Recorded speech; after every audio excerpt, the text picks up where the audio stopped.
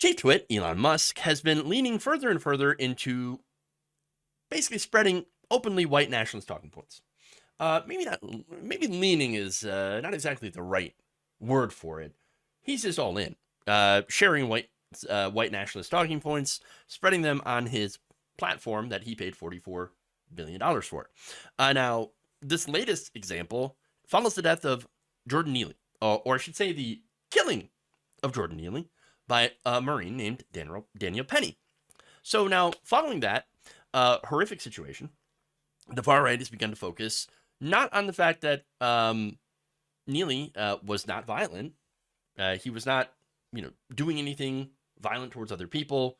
He was basically asking for, crying for food and water, saying he was ready to die or go to prison because his living situation had become that desperate, that unacceptable. Living the life that he was living, just completely unacceptable for him. And so you get to that point of desperation. You can't imagine being at such a low point in your life and then having someone put you in a chokehold for 15 minutes until you die. So now, instead of talking about this and how the system has failed Jordan Neely, both the law enforcement system as well as the social safety net, the economy, the mental health care system, healthcare system in general, all of that had failed and created a situation where Jordan Neely did not have the care that he needed.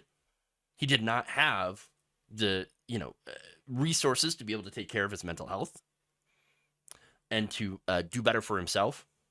And not only that, but when people, who have those kind of issues are properly treated and taken care of, it actually reduces violence in the area.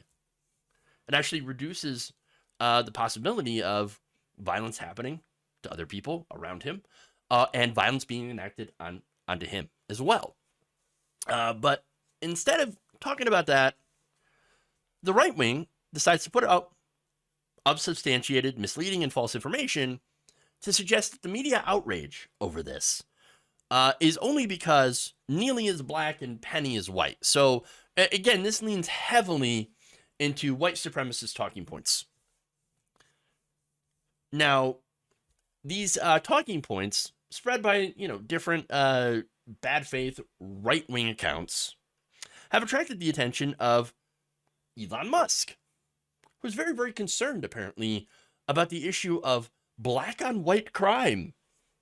So he recently amplified the already gigantic Twitter account at End Wokeness. Okay. Now, one tweet that has been viewed more than 16 million times thanks to Twitter's new white supremacist friendly algorithm suggests that black on white crime is the most common form of crime, but the one that receives the fewest amount of media attention. Musk, who has 138 million followers himself, responded by asking why the media would misrepresent the real situation to such an extreme degree. Here's that. So we've seen this. Perspective is everything. Look at the black on white. Oh my goodness. Now, look, that graph is horribly misleading. So it excludes some very important things: white on white crime and black on black crime. Okay, so that's crimes by white people against other white people that are the most common type of crime in the United States. It turns out whites are criming. Whites are criming all the time. That's right, and we're criming ourselves. White people. Wait, does that mean white people are inherently violent? Must be the culture. It must be the culture. No, it's because white people make up the majority of the United States. It's really simple. It's very, very simple, unless you're a dumbass white nationalist, which are the dumbest people on the planet. So now let me show you here. Yeah, look at that. Oh, wow. Wow, look at that. Okay, so you've got white on white crime. Massive.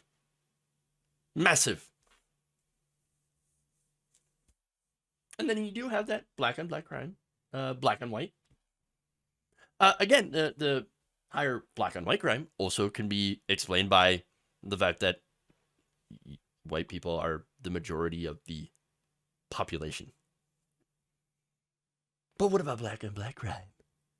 That can also be explained by the fact that you have a lot of black people that live in the same areas with black people. That's interracial violence. So very, very, very stupid and misleading statistics here shared by Elon Musk. But why would the media misrepresent the real situation to such an extreme degree? Says, moron Elon Musk. I knew this guy was stupid for a long time. I just didn't realize how utterly racist he turned out to be. Wow. Just wow. So now, that second graph that I showed you is from a Belgian website that took these numbers from the Department of Justice 2018 Crime Victimization Report. In that report, it is noted that the demographics of the United States in the year 2018, the year of our Lord 2018, white people made up 75% of the U.S. population.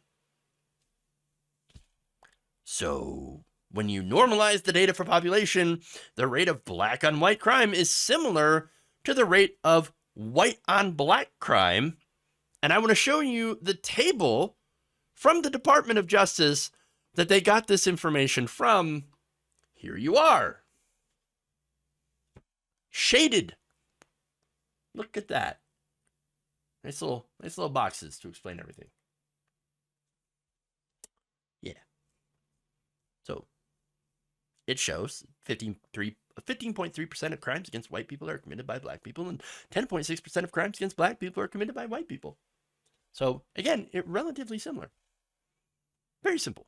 Very simple. But see, the thing is that we see from white nationalist accounts, white supremacist accounts, it's this idea that the media is, for some reason, ignoring black on white crime and only elevating white on black crime. Well, there's a reason that the media tends to focus on stuff. But first, let me give to their ridiculous examples. Okay? So now, Carlton Guilford.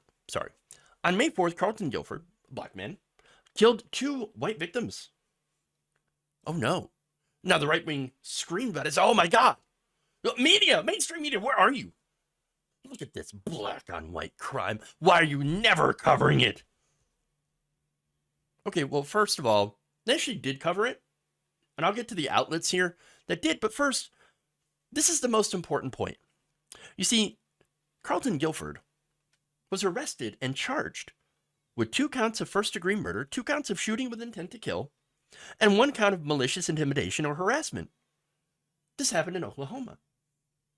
So then other than the fact that this was a horrific crime and, victims were innocent, deserve to die, and maybe it's more of an indictment of how, these people are able to get weapons, and these people, as in anybody who actually does a crime, gets their hands on weapons,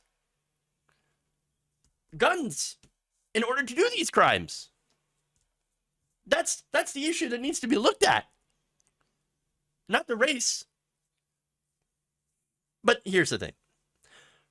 The story was covered nationally and internationally in the New York Post, Fox News, Newsweek, Yahoo, Daily Mail, MSN, numerous conservative publications, of course, and virtually every outlet in the state of Oklahoma. So it seems like this was covered plenty. So where's the national outrage? There's no reason for it. Now, the reason that people are outraged about Jordan Neely is the fact, again, that Daniel Penny runs free after holding a man in a chokehold for 15 minutes when he was no threat, had not violently assaulted any of the other passengers on the train. And yes, was having a mental health episode, but was not a danger to anyone else. So, I mean, you didn't need to defend yourself because you weren't in danger. You didn't need to defend anyone else because no one else was in danger. There's no one giving physical or violent. So you took a man and you choked him out for 15 minutes until he died. And nothing has happened to you. And not only that, you've been lionized by right-wing media. That's the problem. That's the outrage. The outrage also is the fact that, once again, here was another situation where an unhoused person fell through the cracks of society and ended up in such a horrible, tragic end. A life that did not have to get snuffed out. Okay? Now, there's another tweet which claimed that a black man threw an infant down a flight of stairs and threw his wife off a rooftop. And that tweet claimed there was no outrage. Elon Musk saw that tweet and responded, concerning. Such an idiot. Now, the man, Tyler Griffin, was a violent person, yes. Now, police ended up determining that his wife jumped off the top of a hotel. Griffin was charged with assault, reckless endangerment, and acting in a manner injurious to a child. So, once again, we have an arrest, charges, all that stuff. So, and media coverage as well. Daily Mail, Pix 11, New York Post, Fox News, a lot of these conservative outlets, they covered it. It seems like from that, all these right-wing outlets are laser focusing on that. See, it's projection. Every accusation is actually a confession of what they're doing. They're focusing on these crimes, black on white crimes. And they also focus on black on black crimes as well. Because the whole point is to try to paint all black people as inherently violent, which is a white nationalist talking point. That's all it is. Now, in the case of, again, Daniel Penny, the reason why we were upset, the reason that we were upset when it came to the death of George Floyd, when it comes to deaths of unarmed black people by police officers. The fact is, we're upset because there is no justice. There were no arrests, and it often took people speaking out, voicing their disapproval for what's going on, for how the justice system is handling these things. There is an injustice system. The idea, though, that there is a anti-white bias in the media is not backed up by any actual evidence. In reality, media actually has a bias against black people. And I would say that it's not, an explicit bias, but it's an implicit bias because of how they cover crime. Since the 1990s, there's been research that has shown that the media propagates negative stereotypes of black people as criminals. In the 1998 study of Philadelphia local news, researchers found that people of color were overrepresented as perpetrators of violence against white actors at a rate that was 4 times more than what was captured by actual homicide data. White Philadelphians, on the other hand, were overrepresented as victims. So, similarly, in 2000, a study of Los Angeles local news found that black and Latino people were more likely to be portrayed as perpetrators compared to white people. Meanwhile, white people were more likely to be depicted as defenders of the law. Researchers also determined that distribution of perpetrators of crime by race on television news was ultimately inconsistent with data on arrests. Another study in 2003 indicated that the news disproportionately covered homicides that involved a black perpetrator and a white victim, particularly if the victim was a woman. More recently, in 2016, a group of researchers found that victims killed in predominantly black neighborhoods in Chicago receive less news coverage than those killed in non-Hispanic white neighborhoods. And on average, black victims received 2.8 news articles compared to white victims who received 3.8. A separate study from 2021 finds that compared to black victims, the media is 4 times more likely to present a white victim with a photo featuring friends or family. So basically, this has an effect in helping perpetuate more punitive attitudes towards black people in our justice system, in our carceral system. Because when white Americans associate crime with people of color, they're more likely to support more punitive criminal justice policies. Perception has an effect. If you see black people as more inherently criminal, then you're going to be tougher on them. But again, that is not the case. But see, now you have the CEO of Twitter that is amplifying these messages. While at the same time, he's been messing with the algorithm to make sure that his tweets and his retweets, his activity is pushed on everyone else. Now, for political Twitter, okay, political Twitter is pretty small. It's actually a really small part of what Twitter is. Most of Twitter is filled with normal people.